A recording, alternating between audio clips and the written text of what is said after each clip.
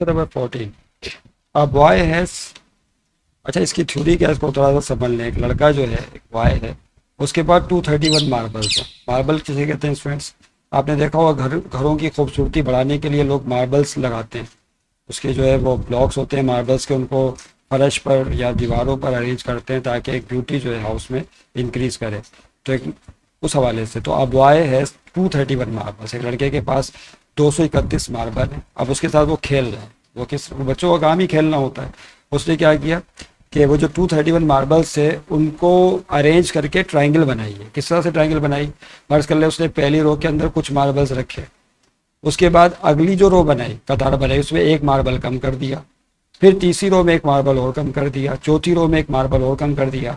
इसका मतलब ये हुआ कि वो लड़का या बॉय उन मार्बल्स को अरेंज कर रहा है इस तरह से कि रोज के अंदर उनको सेट करता जा रहा है और हर प्रीसीडिंग रो में एक एक मार्बल कम करता जा रहा है। आखिर में क्या होगा कि एक लास्ट एक मार्बल बचेगा, 3 रह जाएंगे, 2, फिर आखिर में 1, और उसके बाद फिर जब उसको मिलाया गया तो बन गई एक ट्रायंगल। क्या बन गई? ट्रायंगल। उन्होंने सवाल में ये पूछा है कि बताइए उसने पहली रो के अंदर कितने मार्बल रखे।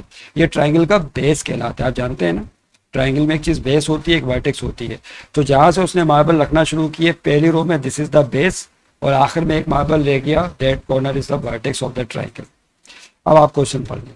अब बॉय हैज 231 मार्बल्स। आइए, एक लड़के के पास 231 मार्बल है। तवज्जो रहे, कितने मार्बल स्टूडेंट? ये आपके पास सम टू एंड टर्म हो जाएगा। हमारे फार्मूले के लिए क्या होगा, कैसे होगा, इस पर बात करेंगे भी। ये कौन है? ऐसे ही अरेंजेस देम इन रोज, वो इनको कतारों में अरेंज करता है। सो डेट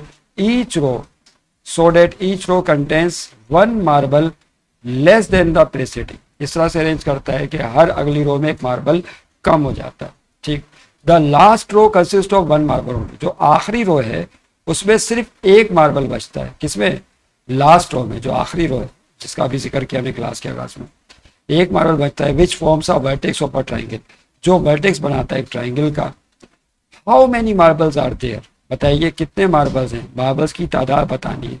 तादाद का मतलब एन होता है स्टूडेंट्स, आप जानते हैं तादाद का मतलब क्या है? N.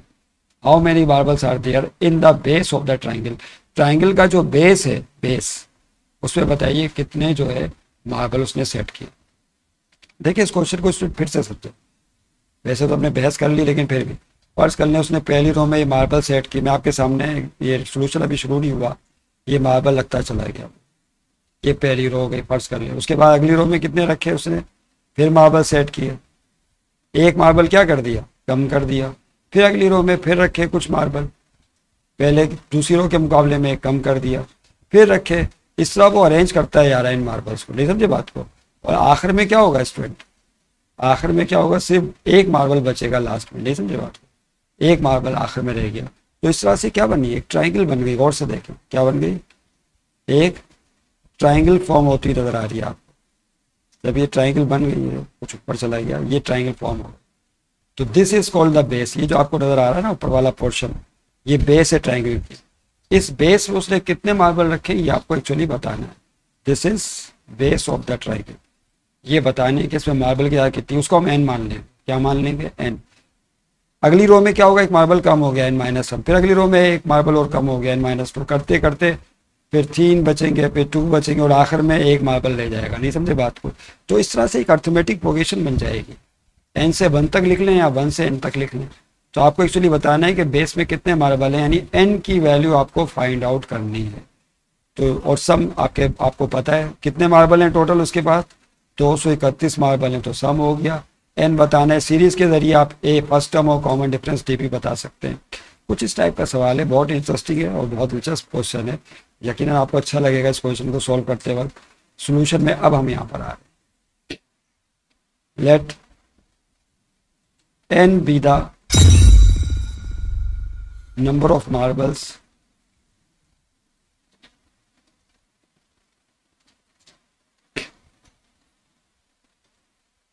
in base of triangle, base of triangle. फर्ज कर लें कि n मार्बल है बेस ऑफ ट्राइंगल में। फिर अगली रो में एक कम हो गया, n-1, फिर एक कम हो गया। तो इस तरह से अकॉर्डिंग टू गिवन कंडीशन, अब क्या लिखना है यहाँ पे? अकॉर्डिंग टू गिवन कंडीशन जो कंडीशन क्वेश्चन में स्टूडेंट्स गिवन है उसको हमें इस्तेमाल करके एक अर्थमेटिक प्रोग्रेशन बनानी, ये सबसे बात को। तो n मार्बल रखे, उसने फर्स्ट बेस में फिर एक कम कर दिया कॉमा, फिर एक और कम कर दिया अगली तीसरी रो में, इस तरह करते जाएं। आखिर में फिर जो लास्ट थर्ड रो होगी 3, फिर सेकंड लास्ट रो में एक, फिर लास्ट में एक वर्टेक्स 1 मार्बल लेके, ये समझे बात को। तो एक तरह की अर्थमेटिक प्रोग्रेशन बन गई। इसको आप रिवर्स करके भी लिख सकते हैं, किस तरह से, जैसे 1, 2, 3 सो ऑन, और ये फिर आखिर में एक n-2, फिर कौन है n-1, और उसके बाद कौन है n। इसको और आसान करके भी लिख सकते हैं इस तरह से 1, 2, 3। आप चाहें तो बीच में प्लस साइन डाल दें क्योंकि सीरीज बनाएंगे हम, और आखिर में क्या आएगा स्टूडेंट्स बोलिए, आखिर में रह जाएगा n। तो ये आर इन है, ये सारे के सारे किस में, हमें कैसे पता चला कि ये अर्थमेटिक प्रोग्रेशन या ये अर्थमेटिक प्रोग्रेशन में है, एपी में है। थोड़ा इसको से सही करके लिख बोलिए, क्योंकि यहाँ पे फर्स्ट टर्म 1 हो गई फर्ज कर ले, तो इसमें कॉमन डिफरेंस 1 होता जा रहा है, 1 + 1 2, 2 + 1 3। तो एक ऐसी सीक्वेंस जो खास नंबर जमा करने पर बने उसे अर्थमेटिक प्रोग्रेशन कहते हैं।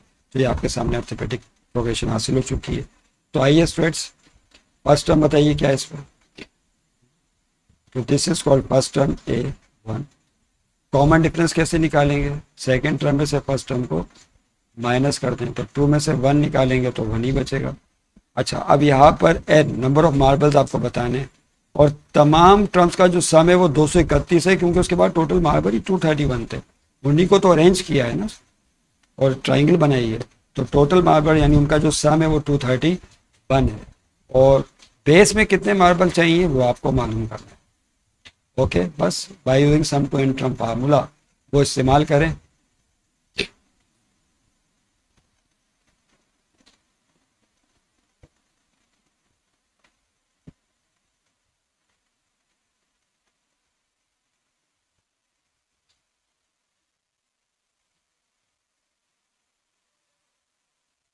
क्या formula student, sum to n term formula, Sn is equal to n/2,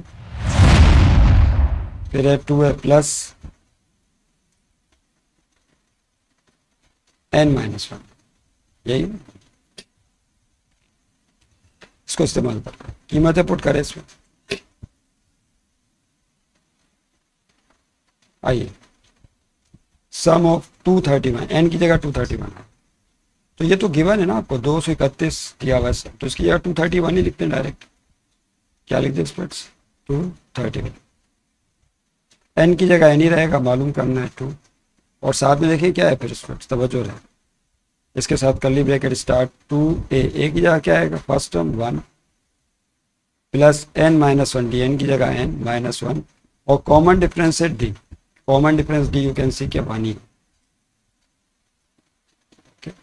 ये आपके सामने सिचुएशन आ। आइए स्टूडेंट देखते हैं आप आगे कैसे क्वेश्चन सॉल्व। ये जो 2 आपको नजर आ रहा है इसको उधर भेज दें, कौन सा वाला, दिस वन। ये 2 डिवाइड में दूसरा मल्टीप्लाई में चला जाए, तो 231 मल्टीप्लाई 2, और यहाँ रह जाएगा n कर्ली ब्रैकेट के साथ 2 1 2 प्लस, और यहाँ n-1 बचेगा, 1 से मल्टीप्लाई होने पर, तो इसको आप n-1 ही लिख दें। n-1 को 1 से मल्टीप्लाई करोगे तो वही आ जाएगा। फिर देखो प्लस का 2 और माइनस का 1, 2 में से 1 गया तो 1, और यहाँ देखिए क्या होगा, 231 को 2 से मल्टीप्लाई करो तो 2 1 2, 2 3 6, 2 2 462। यहाँ n और क्या बचेगा, पहले n लिख लें, 2 में से 1 गया तो प्लस का 1 बचा, इसको बाद में। अब देखिए क्या होगा students, 462 is equal to n से मल्टीप्लाई करें तो n पहले n से मल्टीप्लाई होगा, पता नहीं बात, और फिर n 1 से मल्टीप्लाई होगा, ब्रैकेट को ओपन कर दें, n से मल्टीप्लाई होगा तो पावर ऐड हो जाएंगी, n² प्लस n बचता है। ओके, साइड चेंज करते हैं। जब साइड चेंज करते हैं तो पहले भी बताया आपको n² minus plus n is equal to 462, यानी अगर लिखा हो a is equal to b तो आप साइड चेंज करके इसको यूँ लिख सकते हैं, b is equal to a, इससे माइनस लगाने की जरूरत नहीं पड़ती फिर। ओके, आइए अब 462 आपको यहाँ नजर आ रहा होगा, दिस वन, इसको लेफ्ट पे भेज दीजिए, कहाँ पर, लेफ्ट पर, तो वहाँ जाके किस में हो जाएगा, माइनस में हो जाएगा। तो देखिए स्टूडेंट्स क्या होगा, तवज्जो रहे, n² प्लस एन माइनस का 462। अब आपके पास दो रास्ते, यहाँ राइट पे 0 बचेगा, बास्केट इज एम्प्टी। ये क्वाड्रेटिक इक्वेशन बन गई है एन की फॉर्म में। या तो आप फार्मूला लगाए या आप फैक्टर बन रहे हैं तो फैक्टराइजेशन कर ली। तो हम यहाँ पे फैक्टराइजेशन करेंगे। फैक्टराइजेशन में देखें क्या होगा, इसका जो कोफिशिएंट है 1 उसको लास्ट नंबर से मल्टीप्लाई करें। देख लें फिर से 1 को किससे, -462 से मल्टीप्लाई करेंगे तो माइनस का 462 आएगा। इसका ऐसे फैक्टर बनाएं कि मल्टीप्लाई करने पर तो -462 आए, लेकिन जमा करने पर +1 आना चाहिए, बीच मिडल टर्म नंबर आना चाहिए। असल में फैक्टराइजेशन में मिडल टर्म को ब्रेक करते हैं खास रूल के तहत। तो अब वो क्या बनेंगे फैक्टर, सोचिए वो बनेंगे 21 और 22। 21 को अगर हम 22 से मल्टीप्लाई करें, स्टूडेंट्स कैलकुलेटर निकाल लें, मेरे भी निकाल लिया अपना। 21 को मल्टीप्लाई करें 22 से तो दिस विल गिव यू 462। तो देखिए यहाँ पे इसके फैक्टर बना रहे हैं 21 मल्टीप्लाई 22 तो 462, लेकिन माइनस का चाहिए तो किसी एक के साथ माइनस लगाना होगा। तो यहाँ पे देखिए बीच में जो हमारा मिडिल टर्म नंबर है प्लस में, तो बड़े नंबर के साथ आप प्लस लगाते हैं और छोटे नंबर के साथ माइनस।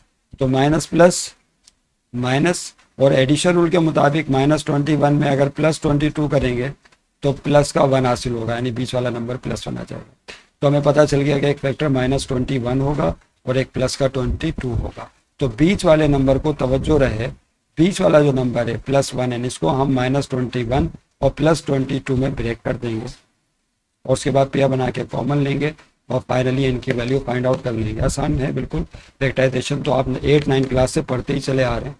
तो देखिए स्टूडेंट्स क्या होगा यहाँ पर n² अपनी जगह रहा, बीच वाले ये पहली टर्म और last term -462 as it is रहेगी, इसके साथ कोई छेड़छाड़ नहीं। सिर्फ बीच वाला नंबर जो मिडिल टर्म है इसको ब्रेक कर रहे हैं। पहला फैक्टर कोई सा भी लिख सकते हैं, -21 साथ में n जरूर लगा देना, प्लस फिर 22 दूसरा फैक्टर, इसके साथ भी n लगाएंगे क्योंकि बीच वाले नंबर में n लगा हुआ था। और फिर आखिर में माइनस का 462 अपनी जगह रहा, is equal to right hand side पे 0।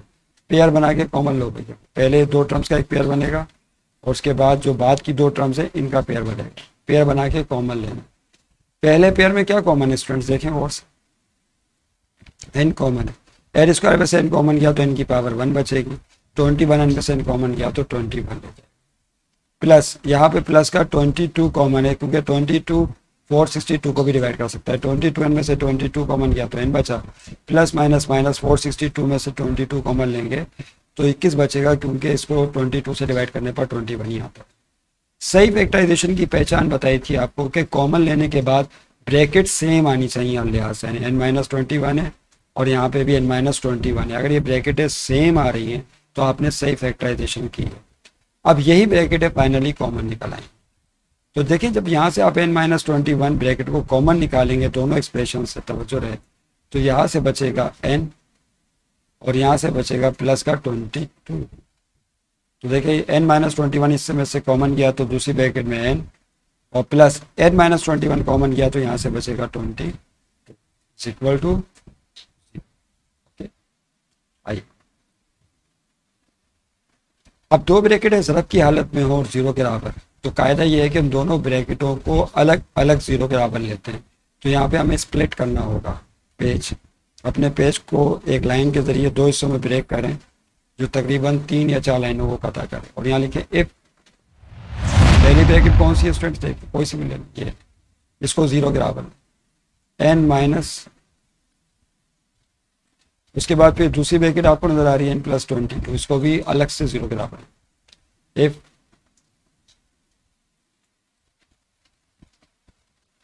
ओके। यहाँ से n की वैल्यू निकाल लें तो -21 को उधर फेंकिए तो -21 वहाँ जाके +21 और यहाँ से +22 को उधर फेंकें तो -21 वहाँ जाके यस।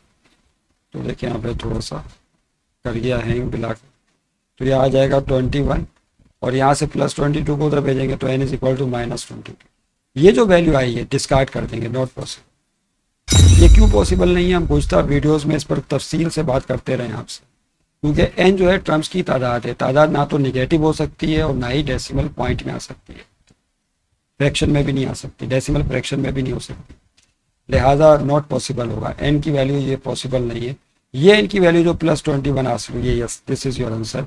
इसका मतलब ये होगा कि उस लड़के ने सबसे पहली रो जो बनाई है बेस ऑफ द ट्राइंगल जिसको कह रहे हैं, उसमें 21 मार्बल सेट किए, 21। फिर अगली रो में एक कम कर दिया 20, फिर एक तीसरी रो में फिर एक कम कर दिया 19। ये आप घर पे तजर्बा कर सकते हैं, आप कोई भी चीज़ ऐसी ले लें 231 होनी चाहिए। वो मार्बल तो महंगे पड़ जाएंगे, कोई भी माचिस की डब्बियाँ होती हैं वो इस्तेमाल कर लें, 231 ले लें। पहली रो में आप 21 लगाएं, कितने 21 माचिस मैच बॉक्स लगाएं। फिर अगली रो में एक कम कर दें, 20 मैच बॉक्स लगाएं। फिर तीसरी रो में एक और कम कर दें। इस तरह आप लगाते जाएं तो एक ट्रायंगल बन जाएगी। और आखिर में जो आखिरी लास्ट होगी इसमें सिर्फ एक मैच बॉक्स बचेगा, वो लगा दें जो वर्टेक्स बनाएगा ट्रायंगल का। उम्मीद है स्टूडेंट्स आपकी समझ में आ गया होगा। तो रिक्वायर्ड नंबर ऑफ, आखिर में क्या लिखेंगे, ये आपका जवाब है, सीम्स।